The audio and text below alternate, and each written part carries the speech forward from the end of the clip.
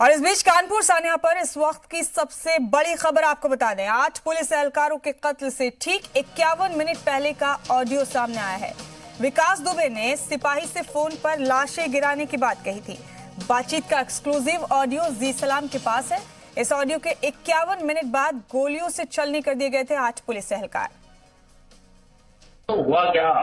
Hello जी, ये कोई फर्जी मुकदमा लिखवा रहा है अच्छा एक महिला से उन्हें क्या बुला जी समझे। जी मुझे कसम है अगर आप जिंदगी की फरारी करनी पड़े जी तो इतना बड़ा कांड करूंगा फिर भी चाहेगा कि हाँ किसी को बाला पड़ा। रुको, हमें एक बार पहुंचने दो, हम बुला रहे हैं, हमें तो रुको ना।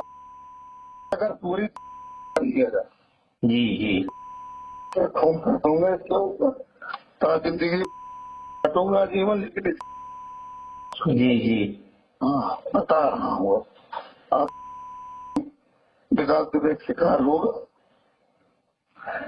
अरे जब तक हमें मैं मार नहीं लूंगा तब नहीं होगा। रुको तो हमें जाने दो, हमें जाने दो हम पहुंचो नहीं तो पहुंचना तो फैलने वाला है।